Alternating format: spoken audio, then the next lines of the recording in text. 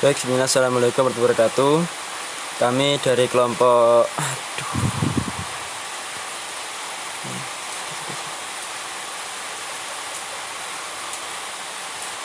Baik, sebelumnya assalamualaikum warahmatullahi wabarakatuh. Kami dari kelompok 13 yang beranggotakan saya Ahmad Wahid dengan NIM 201119002 dengan Alvina Yudi Sayanti dengan NIM 201119017. Baik, di sini saya akan menjelaskan mengenai tentang studi materi fikih di MTS MA kelas 12 semester 2. Baik, di apa yang selesai dibahas nanti. Yang akan dibahas nantinya adalah yang pertama muradif dan mustarak, yang kedua adalah mutlak dan muqayyad, yang ketiga dhahir dan takwil, yang keempat mantuk dan mafhum. Baik, langsung saja nanti saya akan menjelaskan yang ke satu dan kedua, itu saya sendiri tentang muradif dan mustarak serta mutlak dan muqayyad. Nah, nanti yang akan dibahas oleh teman saya Alvina Yuli Sayanti adalah dhahir dan takwil serta mantuk dan mafhum. Baik, langsung saja ke materi yang pertama. Baik, di sini muradif merupakan lafadz yang bermacam-macam dengan arti yang sama. Nah, hukum lafadz muradif yaitu memposisikan lafadz muradif di tempat lafadz lainnya, diperbolehkan apabila tidak bertentangan dengan syarak. Nah, sedangkan mustarak adalah hukum penggunaan mustarak adalah setiap lafadz yang mempunyai arti berbeda-beda dari beberapa arti yang berbeda atau nama-nama yang berbeda dari beberapa nama yang berbeda artinya. Artinya setiap lafadz itu berbeda-beda artinya. Nah, hukum lafadz mustarak sendiri adalah penggunaan mustarak menurut makna yang dikehendaki ataupun untuk beberapa maknanya tidak diperbolehkan. Untuk muradif dan mustarak mungkin demikian. Lanjut ke materi berikutnya, yaitu mutlak dan muqayyad. Nah, mutlak sendiri adalah lafadz yang menunjukkan arti yang sebenar-benarnya dengan tidak dibatasi oleh sesuatu hal yang lain. Nah, hukum yang dari mutlak sendiri adalah hukum mutlak ataupun hukum yang sangat jelas. Sedangkan muqayyad adalah lafadz muqayyad tetap dihukumi muqayyad sebelum ada bukti yang memutlakkan.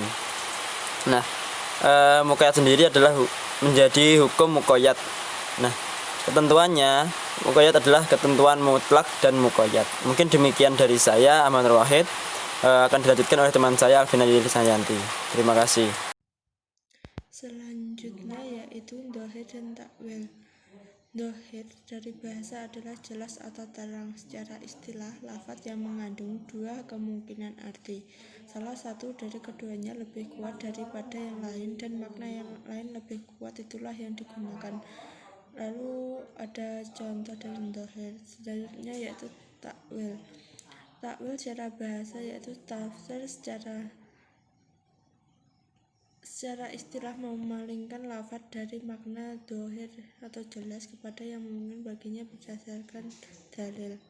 Lalu dhahir ada masalah yang dapat menerima takwil, yaitu yang pertama masalah yang berhubungan dengan akidah untuk menerima takwil, yang kedua masalah yang berhubungan dengan akidah yang dapat menerima takwil akan tetapi takwilnya diserahkan kepada Allah SWT.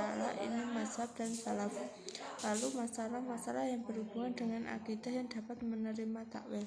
Lalu syarat-syarat dari takwil yang pertama yaitu takwil harus sesuai dengan ketentuan atau kebiasaan pemakaiannya atau kebiasaan sahih syar'i. Lalu yang kedua, dalil yang menunjukkan bahwa yang dimaksud dengan lafadz itu adalah makna yang ditakwilkan.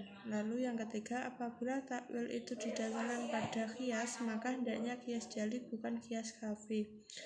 Selanjutnya yaitu mantuk dan mafhum. Mantuk yang merupakan suatu hal atau hukum yang diterangkan oleh suatu lafadz sesuai bunyi tersebut. Mantuk terbagi menjadi dua, yaitu mantuk nas dan mantuk dhahir.